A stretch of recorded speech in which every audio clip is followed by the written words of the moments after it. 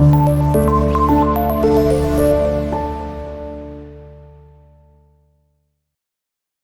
वालेकुम students. 10th class computer का हमारा जो सिलेक्शन स्ट्रक्चर वाला कंट्रोल स्टेटमेंट वाला कंट्रोल स्ट्रक्चर वाला चैप्टर था वो कंप्लीट हो गया है। अब आज हम उसकी एक्सरसाइज करेंगे जिसके अंदर हम उसका क्वेश्चन नंबर 1 से लेकर क्वेश्चन नंबर 3 तक जिसमें एमसीक्यूज हैं और कुछ शॉर्ट क्वेश्चंस हैं उनको डिस्कस करेंगे। सबसे पहले क्वेश्चन नंबर जो 1 है स्टूडेंट, क्वेश्चन नंबर 1 जो है एक्सरसाइज का वो है जी सारे एमसीक्यूज। वो मैं 1 बाय 1 आप लोगों को सोल्व करवा देता हूँ, आप उनको जरा देख लीजिए। जिसमें हमारे पास है जी सबसे पहला क्वेश्चन है कंडीशनल लॉजिक हेल्प्स इन।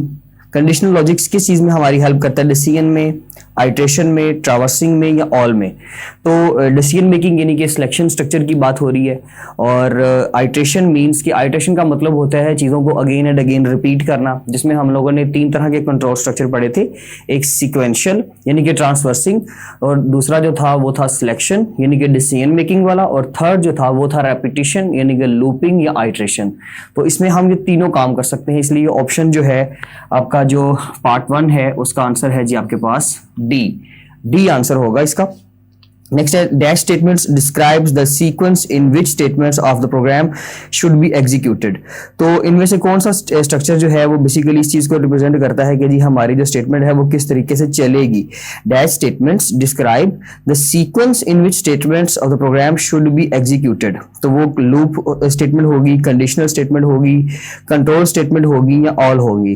तो देखा जाए तो ये जब सीक्वेंस की बात की जाती है तो वो एक कंट्रोल स्टेटमेंट है आप लोगों की, जिसको हम लोग बोलते हैं सीक्वेंशियल कंट्रोल स्ट्रक्चर जो होता है, कंट्रोल स्ट्रक्चर है एक तरह का। इसलिए हमारे पास यहां पर जो आंसर है वो है जी सी, यानी कि एक तरह का वो कंट्रोल स्ट्रक्चर होगा। और अगर क्वेश्चन ये होगा कि ये ऐसी कौन सी स्टेटमेंट है जो कि सीक्वेंस, डिसीजन मेकिंग और बाकी सारी चीजों को कंट्रोल करने के लिए इस्तेमाल की जाती है, तो फिर हमारा इसमें आंसर होगा ऑल। नेक्स्ट वन है in if statement what happens if condition is false. ये हमारे पास नंबर 3 क्वेश्चन है MCQ. In if statement what happens if condition is false. अगर कंडीशन फॉल्स होती है स्टूडेंट तो ऐसी सिचुएशन में इफ स्टेटमेंट के बारे में वो पूछ रहा है कि जी वो क्या करेगा। तो अगर तो हमारी कंडीशन होती है फॉल्स तो ऐसी सिचुएशन में हमारा जो फर्दर कोड है वो रन हो जाएगा। यानी कि अगर यहाँ पे इफ की स्टेटमेंट लगाई हुई है आप लोगों ने, ये स्मॉल आई है, तो कंडीशन अगर फॉल्स होती है तो उसके नीचे वाली जो उसको फॉलो कर रही होती है स्टेटमेंट वो तो रन नहीं करती, लेकिन उसके अगेंस्ट उसके आगे फर्दर जो भी लाइंस पड़ी हुई हैं वो कोड, वो स्टेटमेंट, वो कंडीशन वो रन होना स्टार्ट हो जाती है। इसलिए इसका आंसर होगा पार्ट 3 का सी। नेक्स्ट क्वेश्चन नंबर 4 है int a is equal to 5 है if a less than 10 then a plus plus else if a less greater than 4 और a minus minus। a में हमारे पास उन्होंने एक वेरिएबल दिया, a हमारे पास एक वेरिएबल है जिसकी वैल्यू है 5 और वो इंट टाइप का वेरिएबल है। इसके अंदर फिर वो नीचे कंडीशन एक लगा रहा है, मैं डायरेक्ट कंडीशन पे आ रहा हूं। इफ a लेस देन 10 की कंडीशन है या ग्रेटर देन की है? हाँ जी, लेस देन की है। इफ a लेस देन 10 तो क्या कर दें, a प्लस प्लस कर दें, एल्स a माइनस माइनस कर दें। यानी कि अगर आपका जो a है वो ग्रेटर देन 4 है, sorry else a greater than 4 तो फिर a माइनस माइनस कर दें। अच्छा जी, तो ये होगी हमारे पास statement else if a greater than 4 तो ये वाली चलेगी, ठीक है। एल्स इफ है, sorry else if a greater than 4। अगर तो a जो है 4 से बड़ा है और यहाँ पे कंडीशन है इफ a लेस देन 10। देखिए स्टूडेंट, यहाँ पे हमारे पास जो वेरिएबल है वो है 5, a इज इक्वल टू 5, तो यहाँ पे कंडीशन इंप्लीमेंट हुई इफ a लेस देन 10। अगर तो a जो है वो लेस देन 10 है, a की वैल्यू क्या है जी 5 less than 10, yes condition true हो गई। कंडीशन ट्रू होने पे हमारी जस्ट ये वाली स्टेटमेंट चलेगी, एल्स इफ का कोड नहीं चलेगा। अगरचे यहाँ पर भी कंडीशन ट्रू हो जानी थी क्योंकि a की वैल्यू जो है वो ग्रेटर देन 4 है, कंडीशन ये भी ट्रू हो जानी थी, लेकिन इस वक्त क्योंकि ऊपर वाली कंडीशन चल गई है तो नीचे वाला कोड एग्जीक्यूट नहीं करेगा, जैसे हमने रिसेंट अभी एमसीक्यू किया एक। तो इसलिए यहां पर a में 1 का इंक्रीमेंट कर दिया जाएगा। प्लस प्लस का क्या मतलब है जी, ये हम प्रीवियस टॉपिक्स के अंदर पढ़ चुके हैं। a प्लस प्लस में वो 1 का इंक्रीमेंट कर देगा और a की वैल्यू अभी 5 है तो a की वैल्यू में 5 प्लस 1 इज इक्वल टू 6, यानी कि ये 6 पे पहुंच जाएगा। तो कौन सी कोड चलेगी जी, हमारे पास कोड कौन सा चलेगा, नंबर 1 वाला, यानी कि a वाला कोड चलेगा पार्ट 4 में, a वाला। ठीक हो गया स्टूडेंट। उसके बाद है जी which of the following is the condition to check A is a factor of C. ऐसी कौन सी कंडीशन है कि जब हम ये चेक करेंगे कि ए जो है वो सी का फैक्टर है या नहीं है। ए सी का फैक्टर होने का मुराद ये है कि सी पर ए पूरा पूरा डिवाइड हो रहा है, और अगर पूरा पूरा डिवाइड हो रहा है तो उसको हम किस तरह से लिखते हैं, उसको हम लोग लिखते हैं जी कि जब हम लिखेंगे सी और विद मॉड ए, ये ऑपरेटर्स भी हम लोग डिस्कस कर चुके हैं, सी मॉड ए, तो उसका आंसर हमारे पास क्या आएगा, जीरो, रिमाइंडर जीरो आएगा, तब हम बोलेंगे कि जी ए जो है वो सी का फैक्टर है। सो दैट्स व्हाई इस क्वेश्चन का आंसर हो जाएगा पार्ट 5 का। इसमें कौन सा है जी साइंटेक्स ठीक से, बी वाला। बी जो है उसमें लिखा हुआ है सी परसेंटेज ए, यानी कि C modulus with A equals to zero. तो अगर ए पूरा पूरा इसके ऊपर डिवाइड हो रहा होगा तभी रिमाइंडर जीरो आएगा ना, और रिमाइंडर जीरो का मतलब होता है कि वो चीज उसका फैक्टर है। तो सी या ए सॉरी जो सी का फैक्टर तब बनेगा जब हम बी ऑप्शन पे टिक करेंगे। नेक्स्ट है जी, a condition can be any dash expression. ये हम लोग डेफिनेशन में पढ़ चुके हैं, वो अर्थमेटिक, रिलेशनल और लॉजिकल कोई भी हो सकता है। कंडीशन हम लोगों ने पढ़ी थी इफ एल्स की स्टेटमेंट के अंदर। जब आप लोगों ने इफ एल्स स्टेटमेंट पढ़ी तो इफ की कंडीशन के साथ जब हम लोग यहाँ पर एक कंडीशन लिखते हैं तो वो कंडीशन का पूछ रहा है कि वो कंडीशन क्या हो सकती है, वो अर्थमेटिक हो सकती है, वो लॉजिकल हो सकती है, वो रिलेशनल हो सकती है, एक्चुअली वो तीनों ही हो सकती है। इसलिए यहाँ पर ऑप्शन जो है हमारे पास पार्ट 6 में वो होगा जी डी। इसका डी आंसर होगा, तीनों ही ठीक है, तीनों ही बिल्कुल करेक्ट है। क्वेश्चन नंबर 7 है an if statement inside another if statement is called dash structure। तो अगर एक if statement के अंदर एक another if statement आ रही है तो उसको हम nested बोलते हैं। इसलिए क्वेश्चन नंबर 7 का आंसर क्या हो जाएगा जी, nested में A, ठीक है। a set of multiple instructions enclosed in braces is called a box, list, block या जॉब। तो ये होगा जी पार्ट 8 का आंसर आपका आ जाएगा ब्लॉक वाला, और ब्लॉक वाला ऑप्शन कौन सा है हमारे पास, सी, इसलिए सी आ गया। यानी कि अगर आप इफ की कंडीशन लगाते हो, कंडीशन ट्रू हो या ना हो वो एक अलग चीज है, लेकिन यहां पर जब आप इफ की ये ब्रैकेट स्टार्ट करते हो ब्रेसेस के साथ, तो इसमें लिखे जाने वाली मल्टीपल अगर स्टेटमेंट्स आए तो हम स्टूडेंट्स उसको ब्लॉक या कंपाउंड स्टेटमेंट बोलते हैं। ये हम लोग ऑलरेडी पढ़ चुके हैं। इसलिए पार्ट 8 का क्वेश्चन नंबर 8 का आंसर क्या होगा, सी। ये मैंने विद रीजंस आपको सारा बता दिया। एमसीक्यूज हमारे हो गए। नेक्स्ट क्वेश्चन नंबर 2 है डिफाइन द फॉलोइंग। पहले कंट्रोल स्टेटमेंट है, तो सबसे पहले हम कंट्रोल स्टेटमेंट को करेंगे डिफाइन। ये डेफिनेशन तो आप लोगों को मिल जाएगी, लेकिन एक्चुअली ये है कि मैं आप लोगों को जस्ट थोड़ा सा टॉपिक बता दूंगा और साथ में थोड़ा सा गाइड कर दूंगा। कंट्रोल स्टेटमेंट नंबर 1 पे ये है जी कंट्रोल स्टेटमेंट। तो a statement that is used to control the execution flow या flow of execution of the program is called control statement. Statement used to control flow of execution। नहीं जी, ये है आपकी control statement की definition. Statement that is used to control the flow of execution, ये basically control statement है। इसके साथ आप नीचे शॉर्ट क्वेश्चन में ये भी बताएंगे कि हमारे पास there are 3 types of control statements, sequential, selection and repetition, यानी कि लूपिंग। ठीक है जी, तो ये तीनों साथ बताएंगे तो फिर आपके जो भी एग्जाम है 2 मार्क्स का अगर क्वेश्चन है तो वो बिल्कुल सिक्योर हो जाएगा। उसके बाद नेक्स्ट क्वेश्चन है सिलेक्शन स्टेटमेंट। तो सिलेक्शन स्टेटमेंट और इसमें सीक्वेंशियल स्टेटमेंट भी है, कंडीशन है और नेस्टेड सिलेक्शन स्ट्रक्चर है। तो सिलेक्शन स्टेटमेंट हमारे पास क्या होती है जी, सिलेक्शन स्टेटमेंट एक ऐसी स्टेटमेंट है जो कि डिसीजन मेकिंग के लिए काम आती है। Selection statement decision making statement that is used for the decision making is called selection statement। for example, जिसके अंदर हम लोगों ने कौन कौन सी स्टेटमेंट पढ़ी हुई है, हम लोगों ने इसके अंदर पढ़ी है if और else if, यानी कि ये 2 स्टेटमेंट्स हम लोगों ने पढ़ी हैं, या आप कह सकते हैं इफ और एल्स 2 स्टेटमेंट पढ़ी हैं। किसके अंदर, सिलेक्शन स्टेटमेंट के अंदर, जिसके अंदर हम लोगों ने डायमंड सिंबल का कॉन्सेप्ट पढ़ा था कि भाई हम लोगों ने प्रोग्राम के किसी एक हिस्से के फ्लो की तरफ चलने के लिए, कोई एक स्पेसिफिक पार्ट चेक करने के लिए हम लोग क्या करते हैं, सिलेक्शन स्टेटमेंट को इस्तेमाल करते हैं। नेक्स्ट क्वेश्चन है students sequential control. Sequential control आपका टॉपिक तो नहीं था, लेकिन यह है कि इसका ब्रीफ इंट्रोडक्शन हम दे सकते हैं, इसलिए मैं यहाँ पे इसकी भी थोड़ा सा लिख देता हूं। सिक्वेंशियल स्टेटमेंट ये होती है statement used to control the transfer of programme.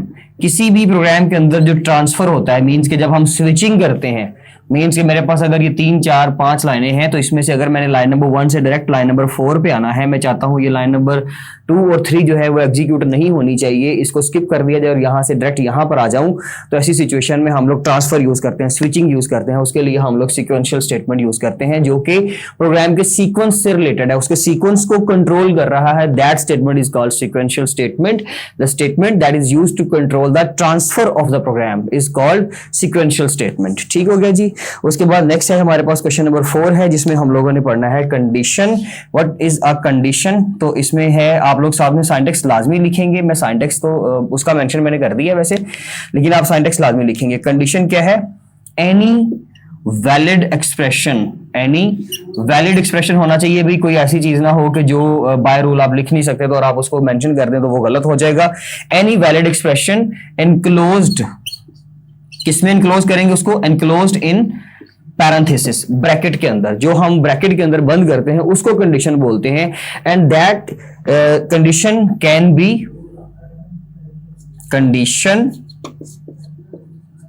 B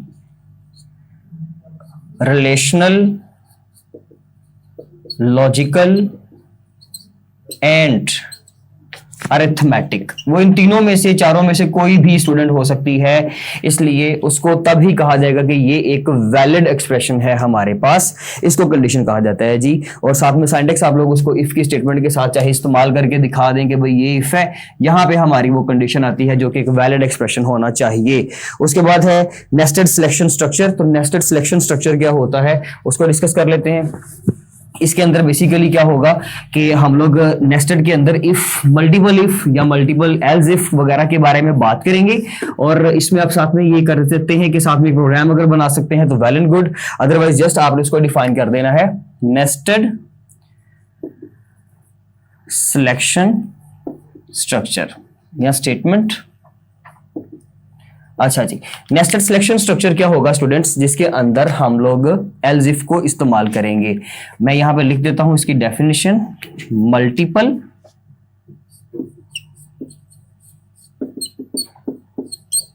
बल्कि यहां पे लिख लेते हैं if we have multiple situations और कंडीशंस। मल्टीपल सिचुएशंस और कंडीशन लिख सकते हैं।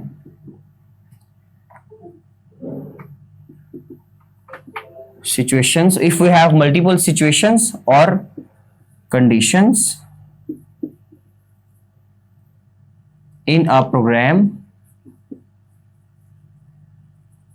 at that time we will use the nested selection structure। हम उस वक्त nested selection structure को इस्तेमाल करते हैं जब हमारे पास मल्टीपल सिचुएशंस या कंडीशन आती हैं, जिसके अंदर हम लोग फॉर एग्जांपल आप लोग उसमें इफ की condition, statement and then else if की सिचुएशन, यानी कि उसकी बॉडी स्टार्ट कर देंगे, उसकी कंडीशन आएगी और उसकी स्टेटमेंट्स रन होना शुरू हो जाएगी। तो इसके अंदर हम इफ और एल्स इफ की स्टेटमेंट्स को इस्तेमाल करते हैं। ये बेसिकली नेस्टेड सिलेक्शन स्ट्रक्चर है। नेक्स्ट क्वेश्चन, क्वेश्चन नंबर 3 है, briefly answer the following question. Why do we need selection statement? हमें सिलेक्शन स्टेटमेंट की क्यों जरूरत है? जो हमने अभी यहाँ पे पढ़ा नेस्टेड सिलेक्शन, उसकी सिर्फ बात हो रही है सिलेक्शन स्टेटमेंट की।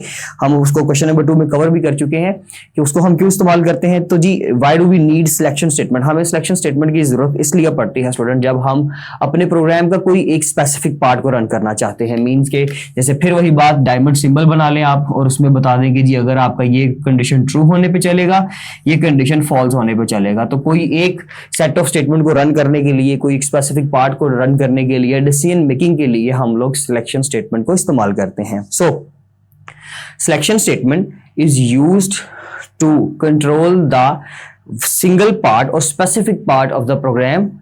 We use the selection statement to control the specific part of the program we use the selection statement. उसके बाद नेक्स्ट क्वेश्चन है differentiate between sequential and selection statement. तो sequential statement हम पढ़ चुके हैं, दोनों पढ़ लिए हैं, दोनों की डेफिनेशन आपने इकट्ठी करके टेबल में लिख देनी है। जिसमें sequential में आप लिखेंगे कि statement that is used to control the transfer of the program, और selection में that is used to the statement that is used to control the specific part of the program is called selection statement. तो इन दोनों का ये comparison हो जाएगा, दोनों के सिंटैक्स साथ लिख दीजिए। Differentiate between if statement and if else statement with an example. तो with an example, अब हम इसकी एग्जांपल भी कवर कर लेते हैं साथ ही यहाँ पे। देखिए स्टूडेंट्स, यहाँ पे आ जाएगा हमारे पास if कंडीशन लगा लेते हैं, जैसे अभी हमने बात की a इज इक्वल टू 5। यहां पे वही प्रोग्राम बनाए जो आपको आता भी है, ठीक है। सपोज ऊपर कहीं आपने वेरिएबल सारा स्टार्ट कर दिया, int a is equal to 5 लिखा, if a less than 5 a plus plus else if use करना है ना साथ हमने, तो इसलिए एल्स इफ दोनों ही लिखेंगे और फिर लिखेंगे else if a less then, sorry यहाँ पे 15 कर लेते हैं। आप कोई भी प्रोग्राम बना सकते हैं, मैं जस्ट आपको एक एग्जांपल दे रहा हूं कि a लेस देन अगर 15 होता है तो ये स्टेटमेंट चल जाए। एल्स a जो है वो ग्रेटर देन 15 है सपोज, तो ये वाली स्टेटमेंट चल जाए। एल्स अगर दोनों ही ऐसा नहीं है, मतलब ऐसा डेफिनेटली वैसे तो हो गई, चले छोड़े फिर इसको। एल्स इफ की ये स्टेटमेंट हो गई जी आपकी, ठीक है जी, जिसमें आपके पास एक इफ की कंडीशन होगी और एक एल्स इफ की कंडीशन होगी। तो ऐसी कोई भी एग्जांपल आप लोग खुद से भी बना सकते हैं, लेकिन मैंने फिर भी आपको बनाकर दिखा दी। उसके बाद है जी, और इफ उनकी दोनों को इंट्रोडक्शन आप दे देंगे। इफ हमारे पास अगर सिंपल एक ही कंडीशन है और उस कंडीशन के ट्रू होने पर इफ का कोड चलेगा तो वो इफ स्टेटमेंट कहलाएगी। एल्स इफ में ये होता है कि आपके पास दोनों सिचुएशन होती हैं, ट्रू भी और फॉल्स भी। इफ के स्टार्ट चलने पर यानी कि इफ की कंडीशन चलेगी तो ट्रू साइड वाला कोड चलेगा, अगर ट्रू होती है कंडीशन तो इफ का कोड चलेगा। अगर कंडीशन फॉल्स होती है तो फिर एल्स के अंदर जो भी कोड एसोसिएटेड कोड मेंशन होगा, लिखा होगा, वो कोड रन होना स्टार्ट हो जाएगा। उसके बाद नेक्स्ट क्वेश्चन है what is the use of nested selection structure.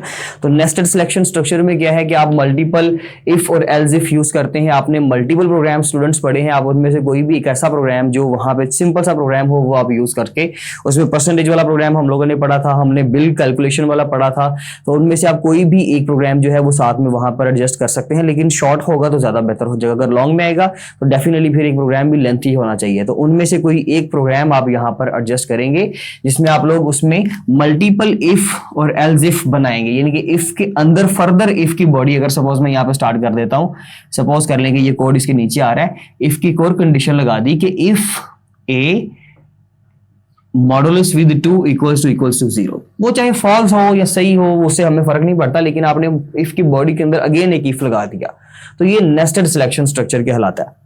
उसके बाद है जी क्वेश्चन नंबर 5 है right the structure of, question number 3 के अंदर पार्ट 5 है sorry, right the structure of if statement with brief description. तो आपने इफ स्टेटमेंट जो है जस्ट उसके बारे में बात करनी है, तो फिर आप बाकी सारा कुछ रेज कर दें। ये लें जी, ये हमने रेज कर दिया और इफ स्टेटमेंट का ये स्ट्रक्चर रेडी हो गया। यही तो प्रोग्राम लिखा हुआ है ना, आप जस्ट स्ट्रक्चर के बारे में जब बात करेंगे तो स्ट्रक्चर कैसे लिखा जाएगा,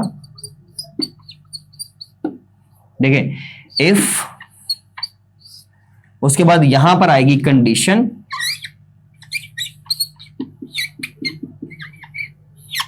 इफ कंडीशन, और कंडीशन के बाद आपका यहां पे associated code with if statement. अगर कंडीशन ट्रू होती है तो ये वाला कोड चलेगा।